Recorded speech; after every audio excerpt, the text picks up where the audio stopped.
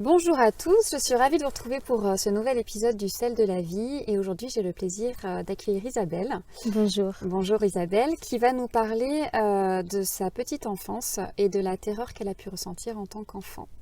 Donc Isabelle, est-ce que tu veux bien te présenter s'il te plaît?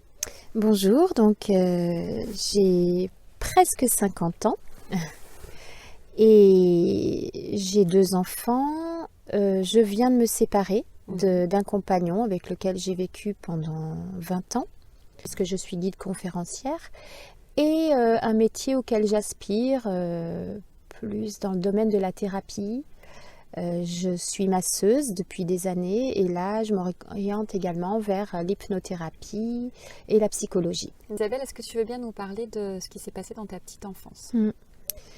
Alors, mon père et ma mère ont vécu 30 ans ensemble et pour moi, ça a été des années de souffrance, grosse souffrance absolue, puisque mon père battait ma mère très régulièrement. Il y avait beaucoup de violences psychologiques et physiques à la maison. Ma mère était une femme soumise qui n'avait pas le droit de travailler, qui avait juste le droit de faire le ménage, faire à manger, et qui était malheureuse, dépressive. Mon père était très souvent en voyage, donc il était absent, mais quand il était là, il fallait pas qu'on parle, fallait presque pas qu'on existe. Et quand on a grandi, on a subi des attouchements sexuels. Il nous mettait sur ses genoux, il nous clotait, de sa part et de la part d'amis de la famille, dont un gendarme qui a abusé sexuellement de ma sœur. Il lui demandait de faire des fellations entre l'âge de 10 et 17 ans. Et moi, j'ai un peu occulté, mais je me souviens qu'il me touchait le sexe. Quand on était à table, il se débrouillait pour être à côté de moi et me demandait de rien dire à personne. Et il y a eu aussi d'autres hommes, des voisins notamment, qui nous ont touchés. Et donc ton père qui a eu des gestes incestueux avec vous, avec ta sœur, vous arriviez à échanger de tout ça? Non, jamais. On en ne a savais parlé. pas ce qui se passait pour ta sœur et Non. elle ne savait pas ce qui se passait pour Non. toi? Elle m'en a parlé quand elle a découvert qu'elle avait une tumeur au cerveau et qu'elle a commencé à faire une thérapie. Comment ça a pu construire ta vision de l'homme?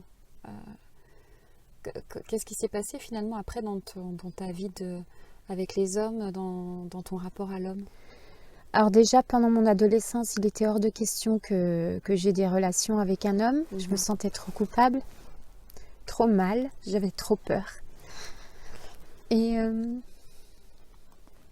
le premier homme que j'ai accepté dans ma vie, dans mon lit, j'étais en Angleterre. Il s'appelait Giacomo. Un homme d'une douceur infinie, un homme d'une bienveillance incroyable, qui m'a beaucoup rassurée, qui a été patient. Ce qui m'a marqué, c'est que peut-être que j'ai toujours gardé cette terreur de me dire à un moment ou à un autre je peux être abusée. Cette terreur, elle a été ravivée récemment quand au bout de 15 ans j'ai découvert que mon compagnon m'avait trompée, m'avait menti, m'avait trahi. Et quand j'ai découvert ça, en fait, pour moi c'était fini.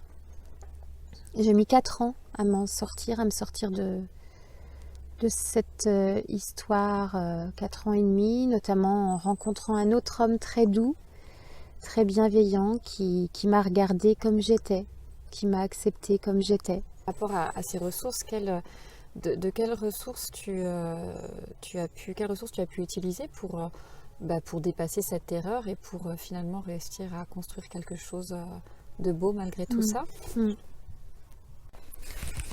Alors déjà, dès toute petite, en fait, j'avais conscience qu'il y avait comme une conscience supérieure, comme quelque chose qui me protégeait.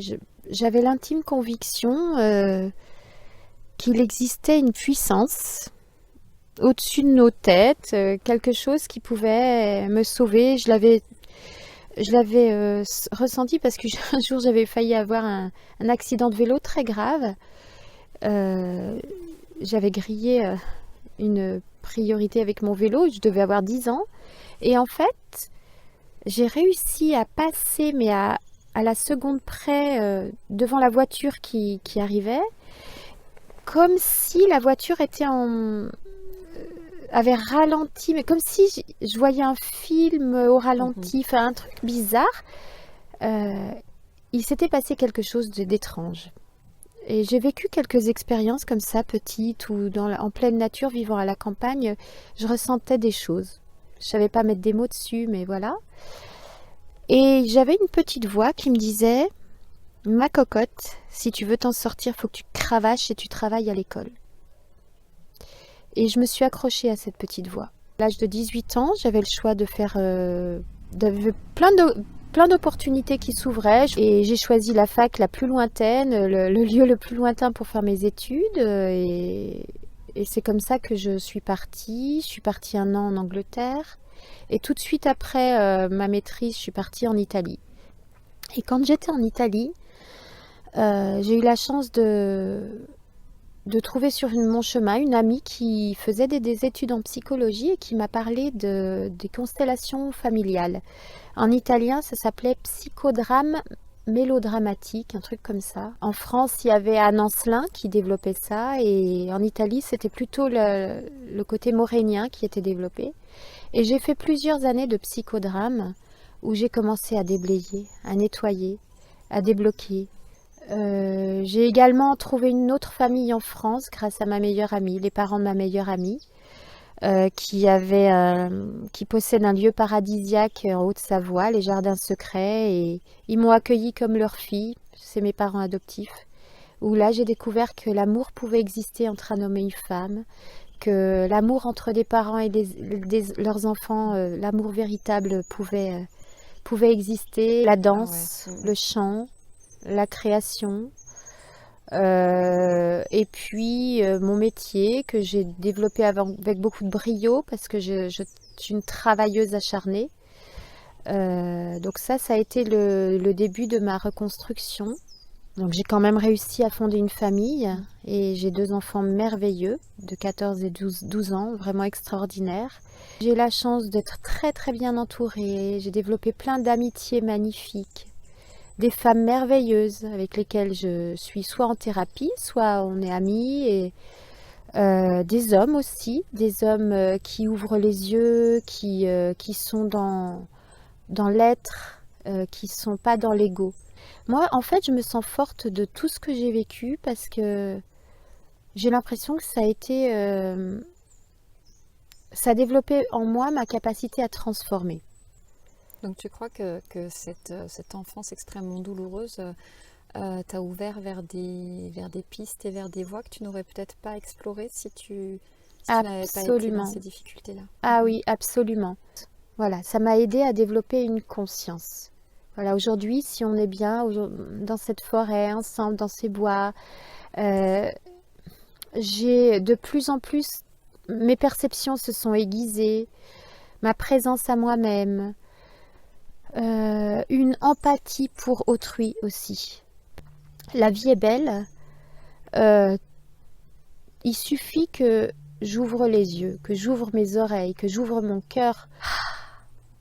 Je suis heureuse de ces petits bonheurs de la vie, et je ne sais pas ce qui se serait passé, j'en sais rien, comment ça aurait pu être si ça avait été différent ma vie, mais en tout cas moi,